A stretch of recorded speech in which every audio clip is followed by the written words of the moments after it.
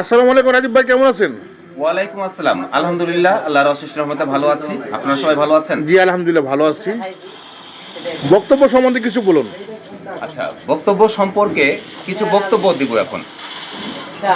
সময় তো বন্ধুরা, আমরা বিভিন্ন অনুষ্ঠানে যখন কথা বলি কিংবা কোনো বক্তব্য দেই, আমাদের পূর্বে দু একজনে বক্তব্য দিয়ে যায়।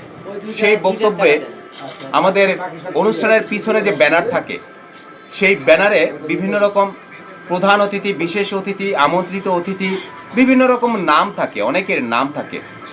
আমরা বিগত সময়ে 2, 4, 5 জনের বক্তব্য শুনে শুনে অনেক সময় বিভোর হয়ে যায় কিংবা বিরক্ত লাগে, নিজেকে খুব আনইজি লাগে।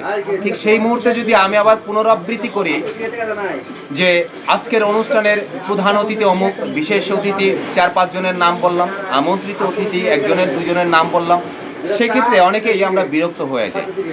তো আমি মনে করি কিংবা আমি যেটা বলি সবসময়, আমি যেটা ধারণা করি, একটি অনুষ্ঠানে বক্তব্য গেলে বলতে হবে, সম্মানিত বন্ধুপ্রিয় ভাই বোন, আজকের অনুষ্ঠানের প্রধান অতিথি, বিশেষ অতিথি, আমন্ত্রিত অতিথি এবং আজকের অনুষ্ঠানের সামনে উপবিষ্ট আছেন আমার বন্ধুপ্রিয় ভাই বোন, সবাইকে জানাচ্ছি ম্যান ফর ম্যান ফোর্সের পক্ষ থেকে মানবিক শুভেচ্ছা।